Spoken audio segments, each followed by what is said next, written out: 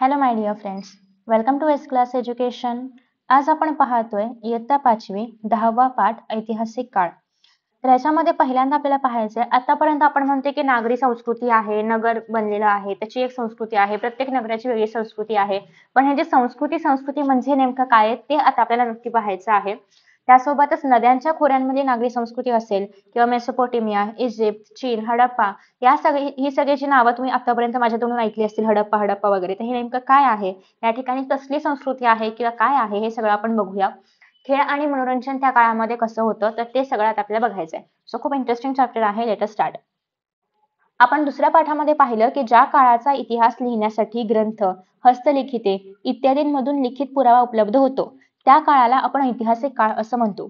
अर्थात आपल्याला एखाद्या काळामध्ये संस्कृती तेव्हाच कळू शकते जेव्हा आपल्याला काहीतरी पुरावे सापडतील, काहीतरी लिखित पुरावे आहेत, काहीतरी सापडते त्याच्याबद्दल. त्यातच आपण मानू शकतो, म्हणजे म्हणू शकतो की या काळामध्ये असं असं होतं, या काळामध्ये ही संस्कृती होती. ठीक आहे. आता ज्या काळामधलं काही सापडणारच नाही त्या काळाबद्दल काही आपण बोलूच नाही शकत. सो मग अशा पद्धतीने लिखित पुरावे वगैरे त्या काळामध्ये उपलब्ध आहेत आणि त्याच काळाला आपण काय म्हणतो, ऐतिहासिक काळ म्हणतो. म्हणजे नागरी संस्कृतीच्या उदयाबरोबर नवाश्म युगाचा प्रागैतिहासिक काळ संपला आणि ऐतिहासिक काळ सुरू झाला. असं का म्हटलं आहे, कारण तिथून पुढे आपल्याला लिखित पुरावे सापडतात. त्याच्या आधीचे लिखित पुरावे नाहीच आहेत आपल्याकडे, कारण माणसाला लिपी माहिती होती की नाही ते आपल्याला माहितीच नाही, कारण त्यांनी काय लिहूनच नाही ठेवलं किंवा काही पुरावेच नाही मिळाले आपल्याला. लिहून ठेवलं असेल, नष्ट झाले असेल, डोंट नो, बट काही पुरावेच नाही मिळाले आपल्याला. सो त्याच्यामुळे हा जो काही प्रागैतिहासिक काळ आहे, ज्याचे काही लिखित पुरावे आपल्याकडे नाहीयेत, तो संपूर्ण ऐतिहासिक काळ सुरू झाला जेव्हा नागरी संस्कृती उदयास आली, जेव्हा नवाश्म युगामध्ये नागरी संस्कृती उदयास आली. आता ही संस्कृती नेमकं काय आहे, तर मानव आणि इतर प्राणी यांना त्यांच्या गरजा भागवण्यासाठी त्यांच्या भोवतालचा परिसर आणि निसर्ग याच्यावरती अवलंबून राहावं लागतं. अर्थातच मानवाला निसर्गावर, प्राण्यांवर, सगळ्यांवरती अवलंबून राहावं लागतं. परंतु त्या गरजा भागवताना इतर प्राणी त्यांचा परिसर आणि निसर्ग या दोहोंमध्ये विशेष बदल करत नाहीत. उदाहरणार्थ, अस्वल गुहेत राहतो, माकड झाडावर राहतं, माणूस मात्र घर बांधतो. म्हणजे अर्थात माणूस आधी गुहांमध्ये राहायचा, पण नंतर त्याला कळू लागलं की आपल्याला एकत्र राहायचं असेल तर घर बांधून राहू शकतो आपण, शेती वगैरे करू शकतो. सो बेसिकली मानवाने स्वतःमध्ये बदल केला जशी परिस्थिती आहे त्यानुसार. म्हणजे माणूस त्याच्या परिसराचे नैसर्गिक स्वरूप जे आहे तर ते बदलतो. तो एका ठिकाणाहून दुसऱ्या ठिकाणी जाऊन राहू शकतो. तो आपलं राहण्याचं ठिकाण बदलू शकतो, घर कसं बांधायचं ते बदलू शकतो. सो अशा पद्धतीने निसर्गामध्ये होणाऱ्या बदलानुसार किंवा आसपासच्या बदलानुसार तो स्वतःला बदलतो. निसर्गामध्ये मिळणारे जे काही अन्नपदार्थ आहे तो इतर प्राण्यांप्रमाणे कच्चे खात नाही, तर तो ते अन्नपदार्थ भाजतो, शिजवतो. म्हणजेच कच्च्या अन्नपदार्थांवरती तो संस्करण करतो. संस्करण म्हणजे काय, प्रक्रिया करतो. म्हणजे अर्थात आधी मानव कच्चं मांस वगैरे सगळं खात असायचा, पण तेव्हा त्याला माहिती नव्हतं ना की हे कसं शिजवायचं किंवा याचं काय करायचं नेमकं, हे काही त्याला माहिती नव्हतं. पण हळूहळू त्याला कळू लागला, आगीचा शोध लागला. मग त्याला कळलं की हे मांस कच्चं खाण्यापेक्षा जर आपण असं भाजून खाल्लं तर अजून टेस्टी लागतंय. मग त्याने तसं खायला सुरुवात केली. मग त्याने अशाच पद्धतीने इतर पदार्थांवरती पण शिजवणं, भाजणं या सगळ्या प्रक्रिया करायला सुरुवात केली. म्हणजे आपण प्रत्येक वेळी हेच बघतोय की मानव पण इतर प्राण्यांप्रमाणेच होता. आधी पण तो कच्चंच अन्न खायचा, आधी तो गुहेतच राहायचा, आधी पण त्याचा पाठीचा कणा ताठ नव्हता, वाकलेलाच होता. त्याच्या अंगावरती पण इतर प्राण्यांप्रमाणे केस होते, पण तरीही त्याने स्वतःला बदलत गेला. तो जसा निसर्ग आहे त्याप्रमाणे तो बदलत गेला, स्वतःचा विकास करत गेला आणि म्हणजे इतर प्राण्यांपेक्षा मानवाने काहीतरी वेगळं केलं. ठीक आहे. आणि अशा पद्धतीने तो विविध पदार्थांवरती संस्करण करत असतो. दगड असेल, धातू असेल इत्यादींवरती संस्करण करून विविध हत्यारे आणि वस्तू तो बनवत असतो. मातीपासून भांडी, विटा आणि इतर अनेक वस्तू तो तयार करतो. कापसापासून सूत आणि सुतापासून कापड तयार करतो. थोडक्यात जे काही निसर्गातून मिळतं त्याचे स्वरूप तो स्वतःच्या गरजेनुसार बदलून घेतो. आणि हे सगळं करण्यासाठी त्याला गरज असते ती म्हणजे वेगळ्या कौशल्यांची. की अर्थात आता तुम्हाला काहीतरी जेवण बनवायचं आहे, प्रत्येक माणसाला जन्मजात जेवण बनवता येतं का, नाही. ते शिकल्यानंतर त्याच्यामध्ये अर्थात जितकं आपण पारंगत बनू तितकं आपल्या हाताला चव असणं किंवा पदार्थ चांगले बनणं हे सगळं होत जाणार आहे. म्हणजे कुकिंग हे पण एक कौशल्य आहे. त्याचप्रमाणे इतर सगळी कामं, ज्या कुठल्या गोष्टी कला या भागामध्ये मोडतात, ज्यालाही वेळ लागतो शिकायला, त्या सगळ्या गोष्टी कौशल्यामध्येच आपण मोडू शकतो. जे काही त्या प्राण्यांना येत नाहीये पण माणसाला येतंय. ठीक आहे. सो हवी ती वस्तू घडवण्यासाठी त्याला आधी विचार करावा लागतो. अर्थात मानवाने पहिला विचार केला असेल ना की या आगीमध्ये जर आपण हे मांस, मटण जे पण आहे ते भाजलं तर त्याचं काय बनेल किंवा कसं लागेल, त्याचा विचार केला असेल. मग त्याला वाटलं असेल की आधी करून तर बघूया वगैरे. सो कुठली पण गोष्ट करण्याआधी विचार करावा लागतो. ती वस्तू प्रत्यक्षात घडवण्यासाठी त्याला श्रम करावे लागतात. विचार, कौशल्य आणि श्रम या परंपरेतून कलांची निर्मिती झाली. म्हणजे बघा, कुठलीही गोष्ट आपल्याला करायची आहे, आपल्याला डान्स करायचा आहे, आधी आपण विचार करतो की डान्स कसा करायचा, कुठल्या गाण्यावर करायचा, मग ते स्टेप्स बसवणं त्याला आपण म्हणतो कौशल्य. मग अर्थात आपण डान्सर असू तर आपल्याला स्टेप्स असेच बसवता येतात. आपण डान्सर नसू तर आपण दुसऱ्याकडून कोरिओग्राफर कडून त्या शिकतो की स्टेप्स कशा बसवायच्या. मग आपण त्याची प्रॅक्टिस करतो म्हणजे श्रम घेतो आणि मग कुठे ती कला आपण सादर करू शकतो. म्हणजे कुठलीही कला करण्यासाठी विचार, कौशल्य आणि श्रम या 3 गोष्टी आपल्याकडे असल्या पाहिजेत. या कला आणि परंपरा यांचे ज्ञान प्रत्येक पिढीने पुढच्या पिढीपर्यंत सोपवले पाहिजे. मग त्यासाठी झालेल्या वैचारिक देवाणघेवाणीतून भाषा पण समृद्ध होत गेली आणि विविध कला, कौशल्य आणि परंपरा यांचे अनेक पिढ्यांकडून जे काही ज्ञान मिळालेले आहे त्या ज्ञानाच्या आधारे एक जीवन पद्धत तयार झाली आणि त्याला आपण संस्कृती म्हणतो. म्हणजेच काय की प्रत्येक पिढीकडून असं कौशल्य येत गेलं, असं काहीतरी कला येत गेली आणि इथून पुढे काहीतरी जीवन पद्धत तयार झाली की जेवण बनवायचं आहे, नृत्य करायचं आहे, हे असं राहायचं आहे, हे तसं करायचं आहे. सो बेसिकली हे सगळं जे कला, कौशल्य, परंपरा एकत्र येऊन जे आपली लाईफस्टाईल बनली, आपली जीवन पद्धत बनली, तीच आपली संस्कृती आहे. आता आपण दिवसभरामध्ये जे काही करतो ती आपली लाईफस्टाईल आहे. त्याला आपण म्हणूया आधुनिक युगातली किंवा आधुनिक जगातली आपल्या आजच्या जगामधली ती संस्कृतीच आहे. ठीक आहे. मग नद्यांच्या खोऱ्यांमधली नागरी संस्कृती. नवाश्मयुगीन संस्कृती कृषीप्रधान जीवनावरती आधारलेली होती, हे आपण आधी पण पाहिलं. शेतीचे उत्पादन चांगले होण्यासाठी सुपीक जमिनीची आणि बारमाही पाणी पुरवठ्याची आवश्यकता असते. साहजिकच नवाश्मयुगीन मानवाने नद्यांच्या काठावर गावे वसवली. का? कारण आपल्याला शेती करायची आहे, शेती करायची म्हणजे पाणी पाहिजे आणि अर्थात तुम्हाला माहिती असेल तर की नदीकाठची जी जमीन असते ती खूप सुपीक असते. त्याच्या आसपास शेती करणं खूप चांगलं आहे किंवा खूप चांगलं उत्पादन देणारं आहे. त्यामुळेच या सगळ्या संस्कृती ज्या आहेत तर त्या सुरुवातीला सिंधू नदीच्या काठी, त्यानंतर गंगा नदीच्या काठी वगैरे अशा पद्धतीने नदीच्या काठी वसलेल्या आहेत. नद्यांच्या खोऱ्यामध्ये नवाश्मयुगीन संस्कृतीचा विकास झाला. म्हणजे नद्यांच्या आसपासच्याच भागामध्ये या सगळ्या संस्कृती आपल्याला पाहायला मिळतात. विविध कौशल्याच्या आधारे उत्पादनातील वाढ किंवा चाकाचा उपयोग करणं, व्यापारामधील भरभराट, विकसित लिपींचा उपयोग इत्यादी गोष्टींमुळे नवाश्मयुगीन संस्कृतीमधून नागरी संस्कृती उदयास आली. जगातील 4 प्रदेशांमध्ये सर्वसाधारणपणे एकाच कालखंडामध्ये म्हणजेच इसवी सन पूर्व, आता तुम्हाला हे लक्षात आलं असेल की इसवी सन म्हणजे काय आणि इसवी सन पूर्व म्हणजे काय. तर इसवी सन पूर्व 3000 वर्षांपूर्वी जी काही संस्कृती आहे तर तेव्हाच सगळ्या संस्कृती जवळपास उदयाला आल्या होत्या. म्हणजे मेसोपोटेमिया असेल, हडप्पा असेल, तर या सगळ्या संस्कृती किंवा चीन मधल्या असतील, या सगळ्या संस्कृती त्याच कुठल्या तरी आसपासच्या काळामधल्या आहेत, इजिप्तच्या वगैरे. ठीक आहे. सो मेसोपोटेमिया, इजिप्त, भारतीय उपखंड आणि चीन हे 4 प्रदेश त्याच्यामध्ये आहेत. ज्या ठिकाणी आपल्याला ऍक्च्युली काहीतरी अवशेष सापडले किंवा काहीतरी पुरावा सापडला की या ठिकाणी संस्कृती होती. ठीक आहे. नद्यांच्या काठ्यांनी या संस्कृती ज्या आहेत त्या विकसित झाल्या म्हणून या प्रदेशातील जी संस्कृती होती तिला आपण नागरी संस्कृती असं म्हणतो आणि त्या पण कुठल्या नद्यांच्या खोऱ्यातल्या. ठीक आहे. कारण या सगळ्याच्या बघ आसपास नदी आहे. चीन मधली जी संस्कृती आहे तर ती ओयांगहो या नदीच्या आसपास आहे. हडप्पा सिंधूच्या आसपास आहे. मेसोपोटिया टायग्रीसच्या आसपास आहे. इजिप्त पण या ठिकाणी तुम्हाला नाईल नदीच्या खोऱ्यामध्ये पाहायला मिळते. तर या सगळ्या संस्कृती नदीच्या खोऱ्यामधल्या आहेत. नेक्स्ट आहे विविध संस्कृती कुठली आहे, आता त्या प्रत्येक संस्कृतीबद्दल आपण थोडक्यात माहिती बघूया.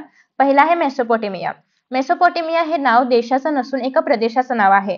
याचा अर्थ मेसोपोटेमियाचा अर्थ 2 नद्यांचा मधला प्रदेश म्हणजे दुआब. तुम्हाला माहिती आहे का की पंजाब जो प्रदेश आहे आपल्या भारतामधला आणि काही भाग त्याचा पाकिस्तानमध्ये पण आहे. तर हा जो पंजाब आहे तर हा 5 नद्यांच्या मधला भाग आहे किंवा 5 नद्यांपासून बनलेला भाग आहे. त्यामुळे त्याला आपण पंजआब असं म्हणतो आणि हे 2 नद्यांच्या मधला भाग आहे त्यामुळे याला आपण दुआब असं म्हणतो. आब म्हणजे पाणी. ठीक आहे. सो 2 पाण्यांच्या मधला, 2 नद्यांच्या मधला दॅट इज दुआब. प्राचीन मेसोपोटेमिया म्हणजे टायग्रीस आणि युफ्रेटिस या 2 नद्यांच्या मधला हा प्रदेश आहे. टायग्रीस आणि युफ्रेटिस. Thank you TY. ठीक आहे. टायग्रीस आणि युफ्रेटिस या दोन्ही नद्या प्रामुख्याने तुर्कस्तान, सिरिया आणि इराक या देशांमधून वाहतात. बघा या ठिकाणी तुम्हाला त्यांचं लोकेशन पण बघायला मिळतंय टायग्रीस आणि युफ्रेटिसचं की ह्या 2 नद्यांच्या मध्ये मेसोपोटेमियाचा प्रदेश जो आहे तर तो पाहायला मिळतो आणि या देशांमधून या नद्या वाहतात तुर्कस्तान, सिरिया आणि इराक. सो मेसोपोटेमियामधील ऊर असेल, उरुक आहे, निप्पूर आहे यांसारखी प्राचीन नगरे त्या भागामध्ये होती आणि या नगरांमध्ये अतिशय समृद्ध अशी संस्कृती नांदत होती. आता इजिप्त. आफ्रिका खंडातील उत्तरेला ज्या ठिकाणी सहारा वाळवंट पाहायला मिळते तर त्याच्या भागातून तुम्ही बघा इथे नाईल नदी वाहते आणि ही सगळ्यात मोठी आफ्रिकेतली नदी आहे. इव्हन आपण म्हणूया सगळ्या जगातली आहे. सो तिच्या खोऱ्यात जगातील एक समृद्ध अशी नागरी संस्कृती बहरलेली पाहायला मिळत होती ऍक्च्युली. ती संस्कृती म्हणजे इजिप्तची संस्कृती. नाईल नदीला दरवर्षी पावसाळ्यात पूर येतो आणि नाईल तिच्या काठावरचा जो काही काठावर म्हणजे नदी गाळ वाहून आणते हे सगळ्यांना माहिती आहे. जो काही आता ती अर्थात वेगळ्या प्रदेशामधून वाहत असते. तो सगळ्या प्रदेशामधला जो काही गाळ आहे, गाळ म्हणजे थोडक्यात जो काही कचरा आहे, तर तो सगळा ती वाहत घेऊन येते. आणि अर्थात ती गाळ जेव्हा त्याला नदीला पूर येतो, तेव्हा तो गाळ काठावरती येऊन पडतो. आणि त्यामुळे या गाळामुळे अर्थात त्याच्यामध्ये फक्त कचराच नाही, पण जमिनीच्या आतमधल्या गोष्टी पण असतात. जी की सुपीक जमीन आहे आतमध्ये, तर तिचं माती पण असते. तर बेसिकली ते सगळं जमिनीवरती येऊन पडल्यामुळे तिच्या आसपासची जी काही जमीन आहे, तर ती अजून सुपीक बनते. आणि अर्थात जी शेतीसाठी पूरक आहे. आणि त्यामुळे मग इजिप्तमधले जे काही लोकं आहेत त्या काळामधले, तर ते या ठिकाणी बंधारे वगैरे घालायचे, जेणेकरून या पुराचं पाणी साठवता येईल आणि मग आसपासची जमीन सुपीक बनेल. आणि एकदा का गाळ खाली बसला, की मग त्या पाण्याचा उपयोग सिंचनासाठी केला जायचा, शेतीसाठी मग सिंचनासाठी केला जायचा. आता त्याच्यानंतर पुढे असं आहे, की चीनमधली संस्कृती बघूया आपण. चीनमधील होयांग हो नदीच्या खोऱ्यामध्ये चीनच्या नागरी संस्कृतीचा विकास झाला. चीनी परंपरेनुसार होयांग-दी या राजाने शेती, पशुपालन, चाकांची वाहने, नौका, वस्त्रे इत्यादींची सुरुवात केली आणि त्याच्या राणीने रेशमी उत्पादन आणि रेशीम रंगवण्याचे तंत्र शोधून काढलं, असे चीन लोक मानतात. चीनमधील लोयांग, बीजिंग आणि चांगान ही शहरे अतिशय महत्वाची आहेत, कारण या ठिकाणी अर्थात आपल्याला त्या शहरांशी आसपास पुरावे पडले असतील, की इथे खूप मोठ्या प्रमाणामध्ये संस्कृती होती किंवा काही साधनं सापडली असतील. ठीक आहे, जेणेकरून आपण हे सगळं म्हणू शकतो. सो नेक्स्ट आहे हडप्पा संस्कृती. भारतीय उपखंडातील सर्वात प्राचीन संस्कृती म्हणजे हडप्पा संस्कृती. ती हडप्पा या नावाने ओळखली जाते. ती सिंधू नदीच्या खोऱ्यामध्ये विकसित झाली. या संस्कृतीची पंजाबमधील हडप्पा आणि सिंधमधील मोहेंजोदडो ही स्थळे प्रथम उजेडात आली. आता ती पाकिस्तानामध्ये आहेत. खरं तर हडप्पा आधी भारतीय उपखंडामध्ये भारतीय उपखंड म्हणजे काय, पाकिस्तान, अफगाणिस्तान, भारत हे सगळं एकाच याला आपण सगळ्याला भारतीय उपखंड असं म्हणायचो. पण आता सध्या आपण काय पाहतो, की पाकिस्तान वेगळा आहे, अफगाणिस्तान वेगळा आहे, भारत वेगळा आहे. तर आता तो प्रदेश कुठे आहे, पाकिस्तानामध्ये आहे. गुजरातमधील लोथल आणि धोलावीरा, राजस्थानमधील कालीबंगन ही या संस्कृतीची भारतामधली प्रसिद्ध स्थळं आहेत. पण यातला काही भाग किंवा त्यातल्या काही गोष्टी अजूनही आपल्याला भारतामध्ये पाहायला मिळतात. कुठे कुठे आहेत बघा, गुजरातमध्ये लोथल या ठिकाणी आहेत, धोलावीरा इथे आहेत, राजस्थानमधील कालीबंगन येथे आहेत. या संस्कृतीच्या नगराची रचना आखीव म्हणजे काय, की बरोबर रस्ते कुठून जातील, आता आपण ज्याला स्मार्ट सिटी म्हणतो किंवा प्लॅन्ड सिटी म्हणतो, म्हणजे आधी कागदावर प्लॅनिंग करायचे, की कुठे कसं काय असलं पाहिजे आणि त्यानुसार नगरं घडवायची. सो त्याच पद्धतीने ते हडप्पामध्ये केलं जात होतं, जेणेकरून सगळं व्यवस्थित घडवलं जायचं. म्हणजे एकमेकांना समांतर आणि काटकोनामध्ये छेदणाऱ्या रस्त्यांमुळे जे काही चौकोनी भाग असे म्हणजे अशा पद्धतीने रस्ते बनवायचे आणि या ठिकाणी जी इथे जागा शिल्लक राहिलेली आहे, इथे घरं बांधायची वगैरे. तर अशा पद्धतीने त्यांनी सगळं ठरवून केलं होतं. धान्याची मोठी मोठी कोठारं होती, प्रशस्त घरे होती, ती पण कशी बांधायची, कुठल्या मटेरियलची बांधायची, कशा खोल्या बांधायच्या, हे सगळं काही त्यांचं ठरवून त्यांनी केलं होतं. मग त्यासोबतच घरांमधून जे सांडपाणी निघेल त्याची व्यवस्था कुठे करायची, कशी करायची आणि सांडपाणी घेऊन जाणारी जी काही गटारं आहेत, तर ती झाकलेली असली पाहिजेत. त्यासोबतच प्रत्येक घरामध्ये स्नानगृह असलं पाहिजे, शौचालय असलं पाहिजे. अशा पद्धतीने आरोग्याची पण काळजी घेतली गेली होती. म्हणजे अजूनही जे आपल्याला करायला सांगावं लागतं, ते त्या लोकांनी ऑलरेडीच करून ठेवलं होतं. ठीक आहे. आफ्टर दॅट नेक्स्ट आहे त्यानंतर ओके. सो व्यवस्थित बांधून काढलेल्या खाजगी आणि सार्वजनिक विहिरी त्याच्यामध्ये होत्या. नगराचे 2 ते 4 स्वतंत्र असे विभाग असायचे आणि प्रत्येक विभागाला स्वतंत्र अशी तटबंदी पण असायची. मातीची पक्की भाजलेली खणखणीत वाजणारी भांडी हे हडप्पा संस्कृतीचं वैशिष्ट्य होतं. आता जेव्हा आपण असं म्हणतोय, की भांडी पक्की भाजलेली आहेत किंवा खणखणीत वाजणारी आहेत, याचा अर्थ काय, ती पक्की बनलेली आहेत आणि ही जी भांडी आहेत ती जेव्हा पुरून ठेवलेली त्या लोकांनी जेव्हा पुरून ठेवली होती, तेव्हा अजूनही ते आपल्याला पाहायला मिळतात. म्हणजे अजून पण अर्थात ती पूर्ण आहे त्या अवस्थेमध्ये नाहीयेत, काही तुटलेले वगैरे आहे. पण अजून पण त्यांचा आकार पाहायला मिळतोय. ते कशी होती ती पाहायला मिळते. म्हणजे ती केवढी मजबूत भांडी बनवली असतील. तर हे त्या संस्कृतीचं वैशिष्ट्य होतं. या भांड्यांचा रंग लाल असून त्यावर पिंपळाचं पान असेल, माशांचे खवले असतील असे अशी काही चित्र त्याच्यावरती काढलेली होती. विविध प्रकारच्या रंगीत दगडांपासून बनवलेली जी काही मणी आहेत, कासे या धातूपासून वस्तू बनवण्यात हडप्पा संस्कृतीचे कारागीर अत्यंत कुशल होते. त्या वस्तूंना मेसोपोटेमियामध्ये खूप मागणी होती. हडप्पा संस्कृतीच्या देवदेवतांची नावे माहिती नसली तरी ते लोक मातृदेवता आणि पशुपती यांची पूजा करत असावेत, असे तिथे मिळालेल्या मातीच्या मूर्ती आणि मुद्रा यांच्या आधारे कळतं. पशुपती म्हणजे अर्थात आपले शंकर, तर त्यांची पूजा ते लोक करत असावेत, म्हणजे असं त्यांना मूर्ती आणि काही काही मुद्रा वगैरे मिळालेल्या आहेत. म्हणजे ते प्राणी वगैरे यांची पण पूजा करत असणार आहेत, कारण पशूंचाच देव म्हणजे पशुपती. सो मग त्या सगळ्यांनाच ते देव मानत असावेत. आता आहे खेळ आणि मनोरंजन. प्राचीन नागरी संस्कृतींमध्ये खेळ आणि मनोरंजनाचेही विविध प्रकार होते. त्यामध्ये प्रामुख्याने शिकार आणि कुस्ती हे 2 प्रकार होते. सिंहाची शिकार करणारा राजा तुम्हाला इथे बघायला मिळतो. आपल्याला कसं कळलं की त्या काळामध्ये असं शिकार-विकार केलं जायचं? कारण इथे आपल्याला पाहायला मिळते, त्याची चित्र पाहायला मिळतायत, म्हणजे अवशेष पाहायला मिळतायत किंवा कोणीतरी असं काहीतरी ड्रॉ करून ठेवलं आहे ते पाहायला मिळते. त्याच्या आधारे आपण म्हणू शकतो. त्यानंतर पुढे असं आहे की प्राचीन इजिप्तमध्ये सेनात नावाचा बुद्धिबळाशी साम्य असलेला सोंगट्या आणि पट घेऊन खेळला जाणारा खेळ होता आणि तो लोकप्रिय होता. आता बघा इथे आपल्याला पाहायला मिळतंय की या ठिकाणी असं काहीतरी पट आणि वस्तू म्हणजे आपल्याकडे लुडो वगैरे कसं खेळतात सिमिलरली त्याच पॅटर्नमध्ये काहीतरी त्यांचा खेळ आहे. त्यानंतर पुढे असं आहे की मेसोपोटेमियातील आणि हडप्पा संस्कृतीमध्ये पट आणि सोंगट्यांचे खेळ लोकप्रिय होते. कारण तशाच प्रकारचे काही काही खेळ आपल्याला बघायला मिळतात की जसे की चेसमध्ये आपण कसं सोंगट्या वापरतो, हत्ती, घोडा, राजा, राणी वगैरे तर तसंच काही काही इथे आपल्याला बघायला मिळतंय. त्यासोबतच या ठिकाणी तुम्हाला हे पण बघायला मिळते की मल्लखांब, कुस्ती वगैरे हे पण चालत असायचं त्या काळामध्ये. हडप्पाकालीन खेळणी आहेत बघा, बैलगाडी आहे, तो शेतकरी मागे बसलेला आहे. या ठिकाणी आपल्याकडे आता कसं बदक वगैरे असतं ना, ते पाण्यामध्ये असं ते वाचतं आणि पिवळ्या रंगाचं वगैरे सॉफ्ट टाइप असतं असं काही प्लास्टिकचं. तर त्याच पद्धतीने बघा हे खेळणं पण बघायला मिळते. म्हणजे त्या काळामध्ये पण अशा प्रकारची खेळणी होती. तर हडप्पा संस्कृतीच्या स्थळांच्या उत्खननामध्ये मुलांची वेगवेगळ्या प्रकारची खेळणी सुद्धा मिळाली आहेत. मग त्याच्यामध्ये भिंगऱ्या असतील, शिट्ट्या, खुळखुळे, बैलगाड्या, चाकावरचे प्राणी, पक्षी हे सगळं मातीचं त्यांनी बनवलं होतं. प्राचीन नागरी संस्कृतीमध्ये खेळांप्रमाणेच संगीत आणि नृत्य यांना पण खूप महत्त्व होतं. कोणत्याही उत्सव प्रसंगी संगीत आणि नृत्य यांचं आयोजन आवश्यक असे आणि त्या काळी अनेक प्रकारची वाद्ये वापरत होती. बालाग नावाचे एक तंतुवाद्य मेसोपोटेमियात प्रचलित होते. सारंगी हेही एक प्राचीन तंतुवाद्यच आहे. तंतुवाद्य म्हणजे काय? बेसिकली आपण आत्ताच्या काळामधलं एक्झाम्पल द्यायचं म्हटलं तर कसं आपण सांगू शकतो ह्याला बरं? एक मिनिट मी जरा नाव आठवते आणि मग तुम्हाला सांगते. तोपर्यंत आपण जरा पुढे बघूया. तुम्हाला वीणा वगैरे माहिती असेल मे बी सरस्वतीच्या मूर्तीमध्ये बघितली असेल ना वीणा, तर त्या प्रकारचं वाद्य. ठीक आहे. त्याखेरीज झांजा असेल, खुळखुळे आहे, बासरी आहे, ढोल आहे, अशी अनेक प्रकारची वाद्ये वाजवली जात असत. इजिप्तच्या राजांना फॅरो म्हणत असत. विशेष उत्सव प्रसंगी स्वतः फॅरो सुद्धा नृत्य करण्यामध्ये वगैरे सहभाग घेत असायचे. म्हणजे त्या काळामध्ये राजे सुद्धा त्या ठिकाणी भाग घेत असायचे. विशेष उत्सव प्रसंगी स्वतः फॅरो सुद्धा तिथे यायचे म्हणजे हे त्या लोकांसाठी खूप अभिमानाची गोष्ट ना की आपल्या सोबत राजे पण नाचायला वगैरे येत आहेत, नृत्य करण्यासाठी येत आहेत. हडप्पा संस्कृतीमध्ये सुद्धा नृत्याला विशेष महत्व होते. असं अनुमान मोहेंजोदडो येथील उत्खननामध्ये मिळालेल्या नर्तिकेच्या कांस्य मूर्तीच्या आधारे करता येतं. आपण आतापर्यंत अश्मयुग पाहिलं, तिथपासून पुढे आपण नागरी संस्कृती काय असते ते पाहिलं. ती कशी विकसित होत गेली, नगरे कशी बनत गेली, गावांपासून नगरं कशी बनली किंवा आधी निवाऱ्यांपासून गावं कशी बनली, या सगळ्या गोष्टी आपण पाहिलेल्या आहेत. प्रत्येकाचा आढावा घेतला आहे आपण टप्प्याटप्प्याने.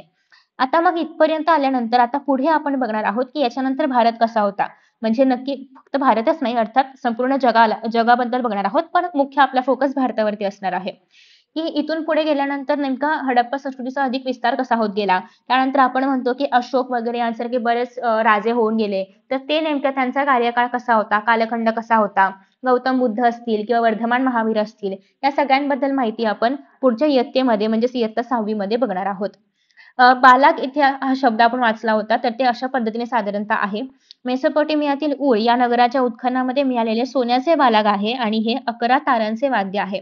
सो बेसिकली या ठिकाणी तुम्हाला 11 तारा बघायला मिळतायत आणि त्याची उंची साधारणपणे 2.1 मीटर एवढी आहे. याचा काळ इसवी सन पूर्व सुमारे 2650 असा होता आणि चित्रामधलं हे जे बालाग आहे तर हे पुआबी नावाच्या राणीच्या थडग्यामधून मिळालं आहे.